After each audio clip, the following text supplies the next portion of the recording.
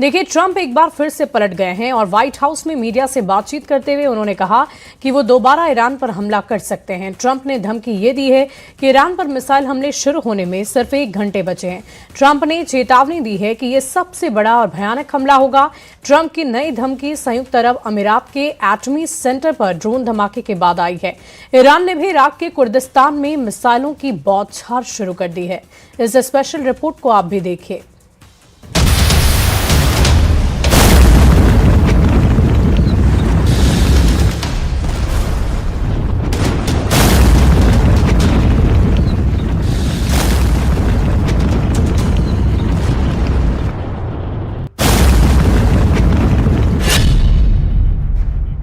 Abu Dhabi के आसमान में 3 ड्रोन दिखे। 2 ड्रोन को यूएई के डिफेंस सिस्टम ने ढेर कर दिया, लेकिन तीसरा ड्रोन फट गया। यह ड्रोन धमाका बराकाह परमाणु प्लांट पर हुआ। धमाके के बाद एटमी सेंटर के बिजली जनरेटर में आग लगी। संयुक्त अरब अमीरात के एटमी सेंटर को किसने दहलाया?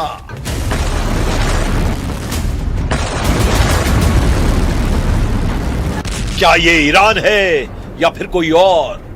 यूएई ने ऐलान किया है कि उसे बदला लेने का पूरा अधिकार है, लेकिन वो बदला लेगा किससे? क्योंकि हमला किसने किया है इसकी कोई जानकारी अब तक नहीं दी गई है, मगर शक सिर्फ ईरान पर है, क्योंकि ईरान ने अमेरिका इजराइल के बाद सबसे ज्यादा यूएई को पीटा है। युद्ध के दौरान ईरान ने 2800 से ज्यादा ड्रोन और मिसाइल से यूएई पर हमले किए हैं।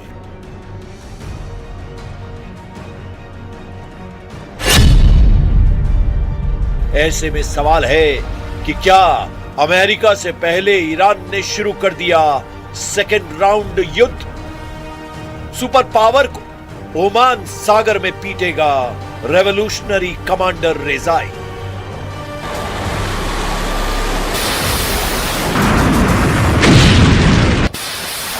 हॉर्मुज में ट्रंप बैकफुट पर है। ईरान में ट्रंप का कोई दांव नहीं चल रहा। यूरेनियम पर ट्रंप की ईरान नहीं सुन रहा है। ईरान ने क्लियर कर दिया है कि कतर वॉर गेम में सबसे सॉलिड प्लेयर बन चुका है।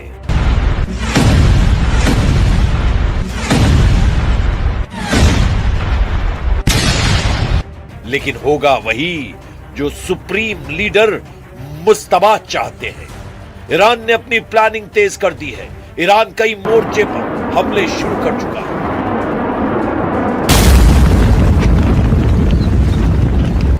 जमीन और समुद्री वॉर जोन में ईरान के रॉकेट फटने लगे हैं।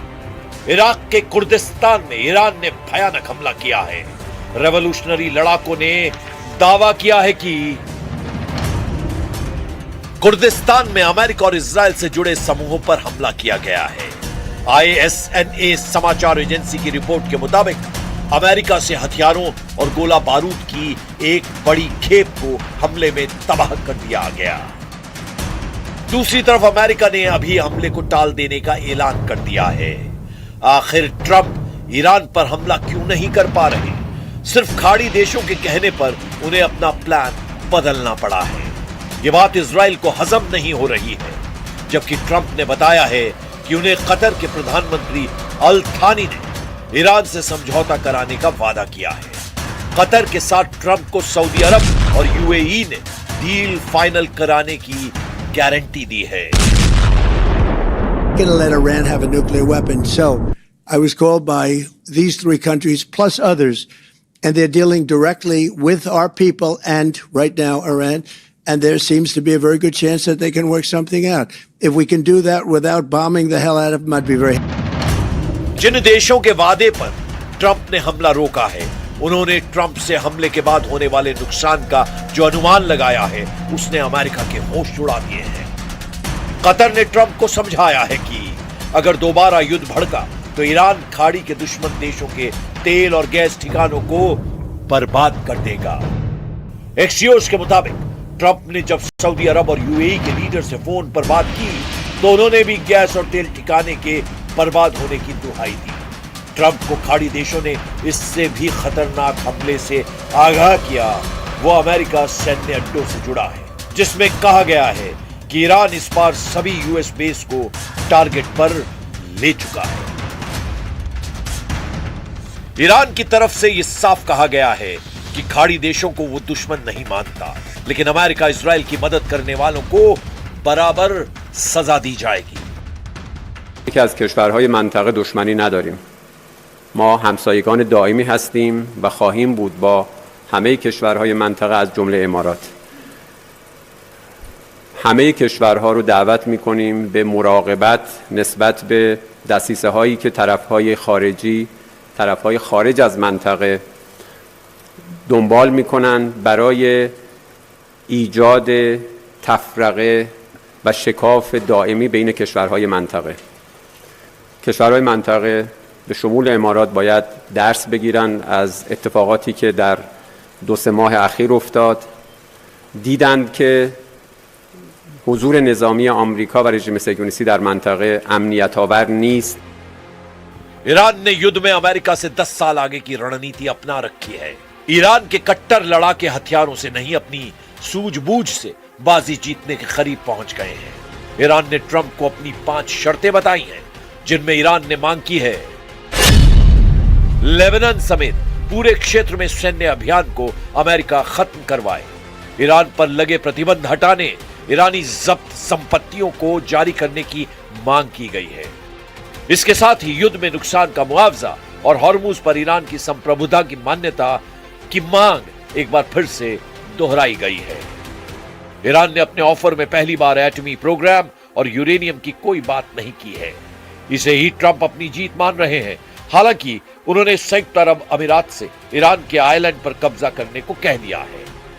द टेलीग्राफ की रिपोर्ट के मुताबिक ट्रंप ने यूएई को ईरान युद्ध में सीधे तौर पर शामिल होने के लिए उकसाया है। ट्रंप ईरान के लवान द्वीप पर कब्जा करना चाहते हैं। इस मिशन को पूरा करने के लिए ट्रंप यूएई की सेना का इस्तेमाल करने का मूड बना चुके हैं। लवान आइलैंड फारस की खाड़ी में सबसे अहम रणनीतिक लोकेशन है। ईरान यहां से कच्चे तेल और गैस का बड़े पैमाने पर एक्सपोर्ट करता है। ट्रंप ईरान की एटीएम मशीन कहे जाने वाले आइलैंड पर कब्जा कर रेवोल्यूशनरी लड़ाकों को झटका देने की चाल चल रहे हैं, जबकि मुस्तबा फोर्स ओमान सागर में अमेरिका के खिलाफ जबरदस्त हमलों की तैयारी कर चुकी है। ओमान सागर और अरब सागर के बीच अमेरिकी नौसेना के कम से कम 20 युद्धपोत, जिनमें डिस्ट्रॉयर, स्पोर्ट शिप और मरीन असॉल्ट शिप शामिल हैं, वो ऑपरेट कर रहे हैं। आईआरजीसी के पूर्व कमांडर मोहसिन रिजाई ने अमेरिका को जल्द से जल्द ईरानी बंदरगाहों से नाकेबंदी हटाने की धमकी दी है। कमांडर रिजाई ने कहा है कि ट्रंप ने ब्लॉकेड नहीं हटाया तो ओमान सागर अमेरिकी नेवी की कब्रगाह बन सकता है। मतलब यह है कि हॉर्मुज फ्रंट साइलेंट है तो ओमान फ्रंट एक्टिव है, ईरान फ्रंट साइलेंट है तो इराक फ्रंट एक्टिव है, सीरिया फ्रंट साइलेंट हुआ है तो लेबनान और गजा फ्रंट एक्टिव हो गए हैं। खाड़ी में युद्ध रुका नहीं है, बम बरस रहे हैं, मिसाइलें फट रही हैं, ड्रोन धमाके भी हो रहे हैं। फर्क बस इतना है कि खुल्लम खुल्ला युद्ध की जगह स्ट्राइक की जा रही है, जिससे दुश्मन को कमजोर किया जा सके, क्योंकि अगली लड़ाई बड़ी भीषण है, क्योंकि अगला राउंड सबसे भयानक है। ईरान के बख्तियारी कबीले ने अमेरिका के नाम जो पैगाम भेजा है, वो यही बता रहा है कि युद्ध का नेक्स्ट एपिसोड सोच से परे होगा। ترامپ هشدار میدم که دست از این شیاطین شیطنت بازی ها برداره که با دنب شیر داره بازی میکنه.